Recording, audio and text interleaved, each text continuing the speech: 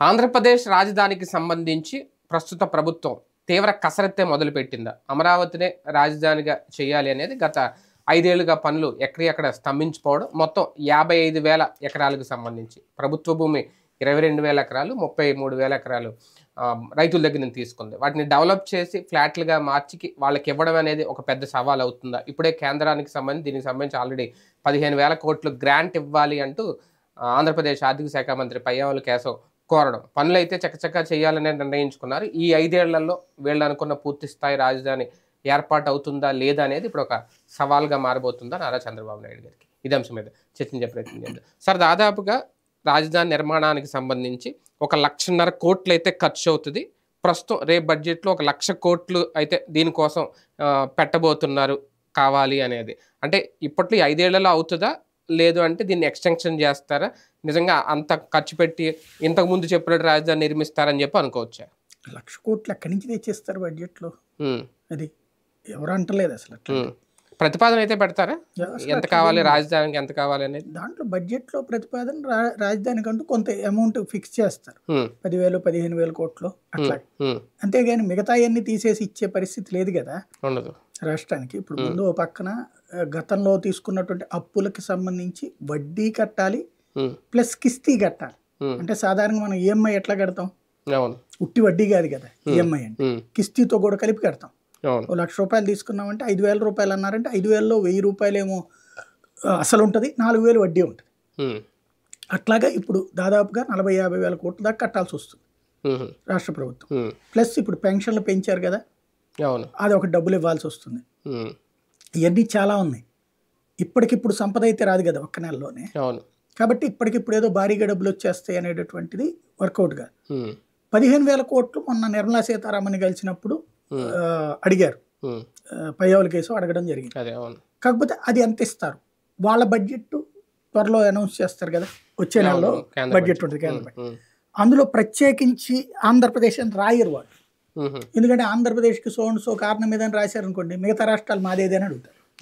లేదా కాంగ్రెస్ వాళ్ళు వీళ్ళందరూ కూడా అది రైట్ చేసుకొస్తారు, అదిగో ఆ రాష్ట్రానికి ఇవ్వలేదు, ఈ రాష్ట్రానికి ఇవ్వలేదు, వాళ్ళ పాలిత రాష్ట్రాలకే తెచ్చుకున్నారన్న రచన నడుచుంది. కాబట్టి అట్లా కాకుండా ఎనెక్జర్లో రాసుకొస్తారు. మెయిన్ హెడ్డింగ్లో అదే రాష్ట్రానికి ఇచ్చేటటువంటి నిధుల జాబితాలో మేబీ కొంత ఇస్తారనుకుంటున్నాను నేను. వాస్తవంగా ఇంతకుముందే మనకు ఉన్నటువంటి లెక్క ప్రకారం రాష్ట్రానికి సంబంధించిన రాజధాని ప్రాంతానికి కొంత కేటాయింపు ఉంది. అందులో 2,000 కోట్లు ఇచ్చారు. 2,000 కోట్లు నేరుగా ఇచ్చారు, ఇంకో 1,000 కోట్లేమో ఈ పట్టణాభివృద్ధి శాఖ నుంచి ఇచ్చారు, 3,000 కోట్లు. అట్లాగే అమరావతికి సంబంధించి ఈ దాన్ని ఏమంటారు స్మార్ట్ సిటీ ప్రాజెక్ట్ కింద కూడా డబ్బులు ఇచ్చారు. అవి కూడా వాడేసుకున్నారు, కానీ సిటీనే కట్టలేదు అక్కడ. ఇప్పుడు అది స్మార్ట్ సిటీ కింద ఇస్తారా ఏదైనా పక్కన పెడితే, ప్రాక్టికల్గా కేంద్రం నుంచి ఇప్పటికిప్పుడు ఇస్తారని నేను అనుకోను, బడ్జెట్లో చూపించిస్తారని నేను అనుకోను. సపరేట్గానే ఇస్తారు. ఇప్పుడు అంతకుముందు జగన్మోహన్ రెడ్డి అడిగితే రెవెన్యూ లోటుది విడిగా ఇవ్వాల 10,000 కోట్లు, అట్లాగే ఏదన్నా ఇవ్వచ్చు. ఆ రోజున మాత్రం బడ్జెట్లో సాధారణంగా మనకు అన్ని పార్టీలో బూతులు తిట్టచ్చు కూడా, ఏం రాలేదు చూడండి అని చెప్పి ఈవెన్ తెలుగుదేశం వీళ్ళు కూడా విమర్శిస్తారని చూడాలి. కాకపోతే నేను అనుకో ఇక్కడ ఏంటి చెప్పినటువంటిది, ఫస్ట్ జరగాల్సింది ప్రభుత్వపరమైనటువంటి భవనాలు 3 వచ్చేసినాయి. మిగతాయి కావాల్సినటువంటి ఏంటి అండర్ కన్స్ట్రక్షన్లోనే పూర్తి చేయటం. అవి నాకు తెలిసి 3 నుంచి 6 నెలల్లో చేసేయచ్చు, పెద్ద కష్టంగా. దానికి భారీ బడ్జెట్లు కూడా అక్కర్లేదు, మ్యాక్సిమం ఒక 3,000-4,000 కోట్లతో అయిపోతుంది. అది రాష్ట్ర ప్రభుత్వం స్పెండ్ చేయడం పెద్ద కష్టమేం కాదు. అవి చేసేసిన తర్వాత ఎవరు వచ్చి ఉంటారు? ఇప్పుడు అక్కడికి ఉండాల్సింది ఎవరు? జడ్జీలు, తర్వాత 4th క్లాస్ ఎంప్లాయీస్కి ఒకటి, అట్లాగే సచివాలయ సిబ్బందికి, వీళ్ళకి ఎమ్మెల్యే క్వార్టర్లో అది కట్టాల్సి ఉంది. ముందు అక్కడ ఎంతమంది వస్తారు, ఎవరు వచ్చి ఉంటారు? ప్రాక్టికల్గా వచ్చి ఉండాలి అంటే దాంట్లో ఇప్పుడు ఇది ఎట్లా ఉంటుందంటే, ఢిల్లీలో ఇళ్ళలాగా ఉంటాయి. ఢిల్లీలో మన వాళ్ళు వెళ్ళి ఏమన్నా నివాసం ఉంటారు, ఎంపీలు అందరికీ ఇళ్ళు ఉంటాయి, కేవలం దీనప్పుడే వెళ్తారు. అంటే ఇల్లు లేకపోతే కనుక దాన్ని ఏమంటారు, వీటిని ఇస్తూ ఉంటారు వీళ్ళకి, అపార్ట్మెంట్లో ఫ్లాట్లు ఇస్తూ ఉంటుంటారు. అట్లాంటి అక్కడ ఉంటాయి, కానీ అక్కడ ఏం చేస్తారు, వీళ్ళ సిబ్బందిని పెట్టేసి ఉండిపోతుంటారు. ఇక్కడైనా అంతే జరుగుతుంది. ఇప్పుడు అక్కడికి జనం అందరూ వెళ్ళాలి అంటే ఈయన ఎవరు అధికారులు కానీ ఎమ్మెల్యేలు కానీ, చంద్రబాబు గారు అయితే అక్కడే ఉంటున్నారు, లోకేష్ గారు అక్కడే ఉంటున్నారు, మిగతా మంత్రులు కూడా ఇళ్ళు విజయవాడలో గుంటూరులో పెట్టుకుంటున్నారు, అందరూ అక్కడికి వచ్చి ఉండాలి. అప్పుడు ఫస్ట్ ఒక ఇది నడుస్తూ ఉంటుంది. ఈ క్వార్టర్స్ పూర్తి అయిపోతే మంత్రుల క్వార్టర్స్ లాగా దాన్ని ఏదైనా వాడేస్తే అప్పుడు ఒక సక్సెస్ నడుస్తుంది. అది ఎన్నాళ్ళకి పూర్తవుతుంది. ఎందుకంటే ఒక యాక్టివిటీ నడుస్తుంటది. ఇప్పుడు మంత్రి గారిని కలవడానికి వెళ్ళే వాళ్ళందరూ అక్కడికే పోయే పరిస్థితి వస్తుంది కదా. మనం గవర్నమెంట్ స్కూల్ గురించి చెప్పేటప్పుడు చెప్తాం, గవర్నమెంట్ స్కూల్లో ముందు స్కూల్ మాస్టర్ల పిల్లలు వచ్చి చేరితే అప్పుడు మిగతా వాళ్ళని రమ్మడానికి బాగుంటది. వాళ్ళ పిల్లల్ని తీసుకెళ్లి వేరే కార్పొరేట్ విద్యా సంస్థలో పెట్టి వాళ్ళు మంది పిల్లల్ని రమ్మంటే ఎట్లా వస్తారు? అట్లాగే ఇది కూడా మంత్రులు అక్కడ గనక ఇల్లు తీసుకుంటే, ఇల్లు తీసుకుందామంటే ప్రైవేట్ ఇల్లు వాళ్ళకి ఇప్పుడు హైదరాబాద్లో మీరు చూసారా ఎప్పుడన్నా మినిస్టర్స్ క్వార్టర్స్? అక్కడ చాలా అద్భుతంగా ఉంటాయి. ఒక్కొక్క మినిస్టర్ కి ఓ పెద్దది విశాలంగా లోపల కారులో ఒక 4 పెట్టుకోవచ్చు. మంత్రి క్వార్టర్ చాలా బాగా కట్టించారు. రాజశేఖర రెడ్డి టైంలో బిగిన్ చేసి అది కంటిన్యూ అయ్యింది, కట్టించారు. చాలా బాగుంటది. మన 10వ నెంబర్ అక్కడ 10వ 12లోనే ఉంటది. చాలా బాగుంటాయి క్వార్టర్స్. నేను చాలా మంది మంత్రులు చూశాను, విశాలమైనవి ఉంటాయి. లోపల వచ్చినప్పుడు సందర్శకులు కూర్చోవడానికి వీలు, అట్లాంటివన్నీ ఉంటాయి. అలాంటి క్వార్టర్స్ ఇక్కడ నిర్మించాలి. అప్పుడు యాక్టివిటీ అంతా ఇటు వస్తుంది. మామూలుగా అపార్ట్మెంట్ లో ఫ్లాట్ లో ఉండమంటే గనక పెద్దగా యాక్సెస్ ఉంటుంది. మంత్రులందరికీ గనక అక్కడ క్వార్టర్స్ పెడితే, సచివాలయంలో పని అయిపోగానే ఇంటికి వెళ్ళిపోయేటటువంటి పని పెడితే, పనులు ఉన్నటువంటి వాళ్ళు అధికారులందరూ అక్కడికి రావడం బిగిన్ చేస్తే, దాంతోపాటు ఆ ఏరియా ఇప్పుడు ఐఏఎస్లు ఐపీఎస్లు సచివాలయంలో పనిచేసే వాళ్ళందరికీ అక్కడే ఉండిపోయారు అనుకోండి, యాక్టివిటీ నడుస్తుంటది. వీళ్ళే తిరగడము, తింటము, ఇవన్నీ నడుస్తుంటది కదా. ఆటోమేటిక్గా ఒక ప్రయోజనం చేకూరు. అది జరగాలి. అది జరగాలంటే ముందు మౌలిక వసతులు కల్పన చేయాలి. ఇప్పుడు ఆ పిల్లలు చదువుకోవాలా, వాళ్ళు ఎక్కడ ఇప్పుడు గుంటూరులోనో బెజవాడలోనో ఉంటున్నారు. లేదంటే మ్యాక్సిమం ఇప్పటికి కూడా 70 to 80% ఆఫ్ ద ఎంప్లాయీస్కి సంబంధించిన వాళ్ళందరూ హైదరాబాద్లోనే ఉంటున్నారు. వాళ్ళ ఫ్యామిలీ షిఫ్ట్ చేసుకోలేదు. అది జరగాలంటే ఇక్కడ సొంత ఇల్లు కావాలి. అది ఒక ఆస్పెక్ట్. రెండోది వీళ్ళకి అక్కడ ఉండాలన్నటువంటి ఫీలింగ్ ఉండాలి. ఇదంతా జరగాలంటే ప్రైవేట్ కన్స్ట్రక్షన్ జరగాలి. అంటే ముందు 33,000 ఎకరాలు డెవలప్ చేయాలా? అంటే రైతులకి కుదుర్చుకున్న ఒప్పందం ప్రకారం ఫ్లాట్లు డెవలప్ చేసి ఇవ్వాలి అంటే నేను అనేది అదే. ఫస్ట్ బేసిక్ గా రైతుల ఫ్లాట్లు రైతులకు ఇచ్చేస్తే అతిపెద్ద మార్పు స్టార్ట్ అవుతుంది. ప్రైవేట్ కన్స్ట్రక్షన్ అవుతుంది అది. ఎందుకని ప్రభుత్వ కన్స్ట్రక్షన్ ఎన్నేం చేస్తుంది ముందు. ఇప్పుడు ఇది దశల వారీగా ఎట్లా ఉండాలంటే, ముందు రైతులకి స్థలాలు ఇచ్చేసారు, అది చేయాలంటే ముందు ఆ కంపలన్నీ కొట్టాలి. అది ఇప్పుడు నెక్స్ట్ మంత్ లో పెడతామంటున్నారు. కంపలంతా కొట్టి ఓ పక్కన క్వార్టర్స్ కడుతూ, రెండో పక్కన ఇవి ఇచ్చేయాలి ఫ్లాట్లు. ఇచ్చేస్తే వాళ్ళు ఈ డెవలప్మెంట్ కి బిగిన్ చేసేసుకుంటారు. ఇప్పుడు ప్రస్తుతం ఏంటంటే లోన్లు రావట్లే బ్యాంకులకి. అది ఎందుకని, అది మూతబడిపోయింది అన్నటువంటి ఉద్దేశంతో రావట్లేదు.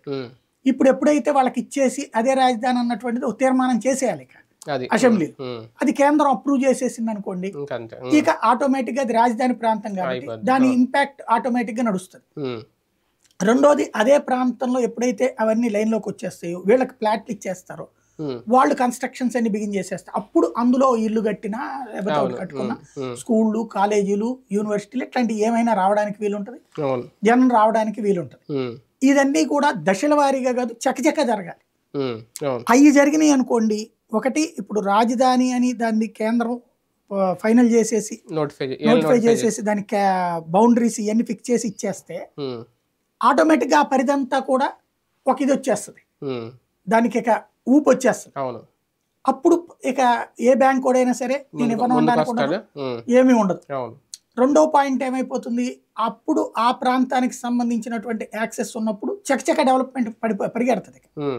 ఇంకెవడు మార్చలేడు కదా, అప్పుడు ఇంకెవరు ఏం చెప్పినా కుదరదు. ఇంకొక పాయింట్ వచ్చేటప్పటికి అవి ఎప్పుడైతే జరుగుతాయో ఇవన్నీ కన్స్ట్రక్షన్స్ ఇవన్నీ వస్తే రేట్లు పెరుగుతాయి. అప్పుడు ఇప్పుడు ప్రభుత్వం దగ్గర ఖాళీగా ఉన్నటువంటి 7,000 ఎకరాల ల్యాండ్ ఉంది టోటల్. ఆ 7,000 ఎకరాలు అప్పుడు వేలం వేశారు అనుకోండి, దగ్గరగా ఎకరానికి అప్పుడు 10 కోట్లు పలకచ్చు. ఇప్పుడు మా క్రిందసారి 4 కోట్ల దాకా పలికింది. అంతకుముందు 1,00,00,000-1,50,00,000 రూపాయలు, అంతకుముందు అయితే 10 లక్షలు అట్లా 20 లక్షల దాకా ఉండేది. 1 కోటి దాకా పలికింది. 4 కోట్ల రూపాయలు ఫైనల్ అని చెప్పి అప్పట్లో చెప్పినటువంటి. ఇప్పుడు అది ఒక 10 కోట్ల దాకా పలికింది అనుకోండి, ముందు ఒక 1000 ఎకరాలు వేలం వేస్తే 10 కోట్లు పలికితే 10,000 కోట్లు అవుతుంది. ఆ తర్వాత అవి కన్స్ట్రక్షన్ జరుగుతూ ఉంటే ఇంకో 1000 ఎకరాలు వేస్తే అది 15 కోట్లు పలకచ్చు.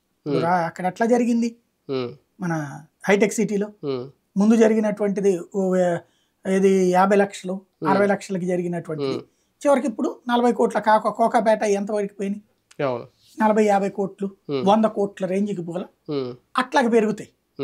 అది జరగాలంటే ఈ సైమల్టేనియస్ గా నడిచిపోతా ఉండాలి. చూడాలి అది ఎట్లా చేస్తారు. ఇందులో ఇంకోటి ఏంటంటే ఇందాక మీరు అన్నట్టు మెయిన్ 3 ఆల్రెడీ నిర్మాణాలు అయిపోయినాయి కదా, సెక్రటరియట్, అసెంబ్లీని, హైకోర్టు. శ్రీబాగ్ నివేదిక ప్రకారం ఏమైనా ఒప్పందం ఉందా అప్పుడు? అంటే అన్ని ప్రాంతాలు డెవలప్ చేయాలని వాళ్ళు ఒక బెంచ్ విశాఖలో కూడా ఏర్పాటు చేయాలి, హైకోర్టుకు సంబంధించిన ఏదో పెట్టారు, ఇప్పుడు అదేమన్నా మారుస్తారా? శ్రీబాగ్ ఒప్పందం అంటే ఏంటంటే అది కాంగ్రెస్ పార్టీకి సంబంధించిన పెద్ద మనుషుల ఒప్పందం. అది చట్టబద్ధమైన అంశం కాదు. కాంగ్రెస్ పార్టీలో అప్పుడు విభేదాలు వచ్చినాయి. ఆ బెజవాడలో పెట్టాలని ఒకటి, విశాఖపట్నంలో పెట్టాలని ఒకటి, తిరుపతిలో కర్నూలులో పెట్టాలని ఒకటి, 3 వచ్చినప్పుడు రాయలసీమకి అన్యాయం జరుగుతోంది. ఎందుకంటే కర్నూలు నుంచి తీసేస్తున్నారు రాజధాని, హైదరాబాద్కి షిఫ్ట్ అంటే మళ్ళీ తెలంగాణకు అనేటప్పటికి ఇన్ని వివాదాల మధ్యన శ్రీబాగు ఒప్పందం అనేది కాంగ్రెస్ లో ఉన్న 2 ప్రాంతాలకు సంబంధించిన, అప్పుడు ఇంకే పార్టీ ఏమైనా వచ్చిందని కమ్యూనిస్టులు ఉన్న నామ మాత్రమే కదా, 2 పెద్దోళ్ళు కూర్చుని చేసుకున్న ఒప్పందం ఏంటంటే ఒకటి అటు ఉంటే ఒకటి ఇటు ఉండాలని. ఆంధ్ర ప్రాంతానికి ఒకటి ఉంటే రాయలసీమ ప్రాంతానికి ఒకటి ఉండాలని. అంటే సెక్రటేరియట్ ఆంధ్ర ప్రాంతానికి ఉందంటే అసెంబ్లీ అక్కడ పెట్టడం అట్లాగా, లేదా హైకోర్టు అక్కడ ఉంటాయి. ఆ ఒప్పందం అన్నారు. ఈవెన్ మన తెలంగాణ ఉద్యమం టైంలో, రాష్ట్ర విభజన టైంలో కూడా ఆ మాట వచ్చింది. కానీ ప్రాక్టికల్ గా అది ఎవడు అమలు చేయలే. కాంగ్రెస్సే అధికారంలో ఉంది, కాంగ్రెస్ వాళ్ళే ఆ శ్రీబాగు ఒప్పందం రాసుకుంది, కాంగ్రెస్ వాళ్ళే అమలు చేయలే. మొన్న జగన్మోహన్ రెడ్డి ఆ పాయింట్, ఎందుకంటే రాయలసీమ అన్నటువంటి సెంటిమెంట్ కాన్సెప్ట్ తో తీసుకుని వచ్చాడు.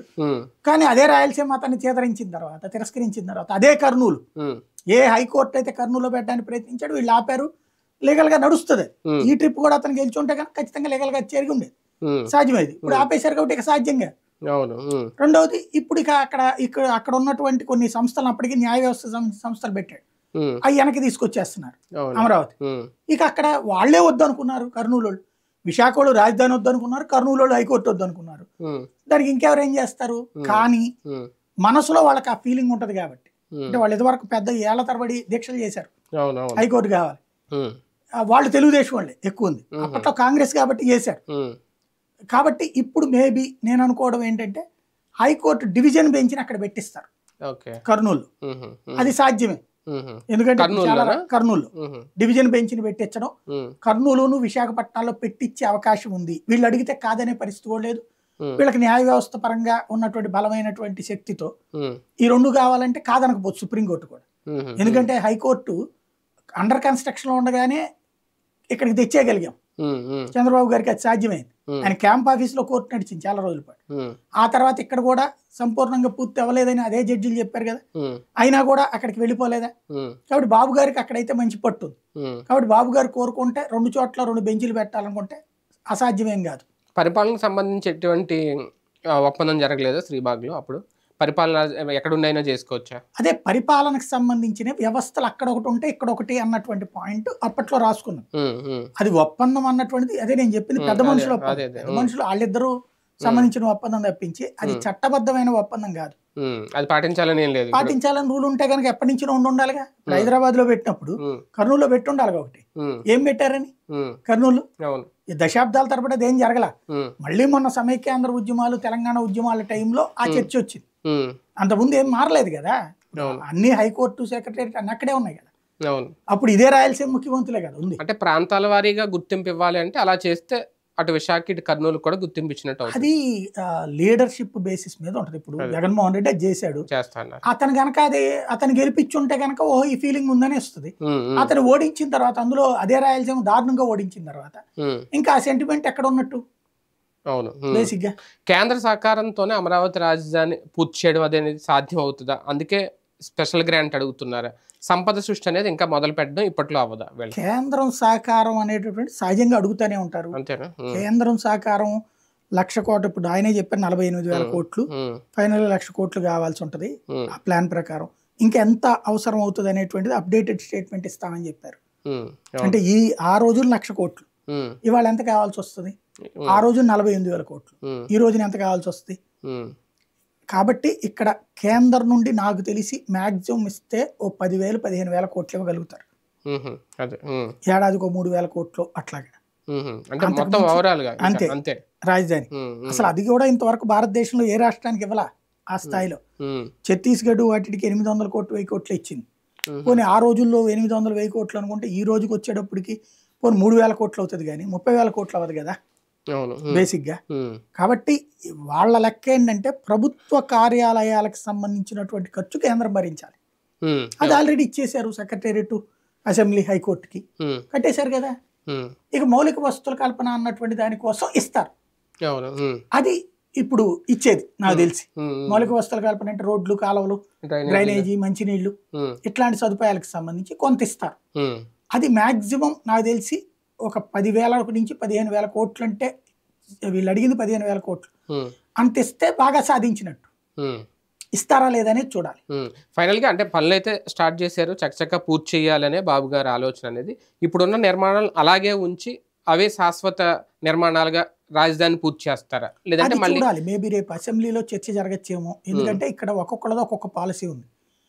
చంద్రబాబు గారిది అయితే లేదా అక్కడ ఉన్న అమరావతి రైతులది ఆ గ్రాఫిక్లోదంతా నిజం అవ్వాలన్న కోరిక అవును వాళ్ళకి. ఆ 40 అంతస్తులు 50 అంతస్తులు అన్నట్టు. అలాగే జనసేన ఆలోచన ఏంటి, దాన్ని అలాగే ఉంచి పర్యావరణ అనుకూల గ్రీన్ సిటీగా ఉండాలి అమరావతి అన్నట్టు. అదంతా చక్కగా పచ్చగా ఉండాలా, చెట్లు పల్లెలు అదంతా అట్లా ఉంటూ ఉండాలని. భారతీయ జనతా పార్టీ కూడా రాజధాని అంటే నిర్మాణపరమైనటువంటి అంటే నిర్వహణ అవసరాలు ఉండాలి తప్పించి భారీ హంగులు ఉండకూడదు అన్నటువంటిది వాళ్ళ ఉద్దేశం. బట్ అక్కడ ప్రజల కోరిక కానీ రాష్ట్ర ప్రజలందరి కోరిక ఏంటి, ఫైనాన్షియల్ క్యాపిటల్ కావాలన్నటువంటి. ఆర్థిక ఆదాయ వనరు కావాలి, లైక్ చెన్నై, హైదరాబాద్, బెంగళూరు, వైజాగ్ లాగా. వైజాగ్ కూడా వైజాగ్ ఇప్పుడు ఫైనాన్షియల్ క్యాపిటల్ అని మాట్లాడుతున్నారు చంద్రబాబు. కానీ ఇక్కడ సంపద సృష్టించాలని కదా కోరిక. కాబట్టి అది ఎట్లా చేస్తారని చూడాలి. అంటే వైజాగ్ అయినా ఇది ఇమీడియట్ గా అంత అలా సాధ్యం కాదు కదా ఫైనాన్షియల్.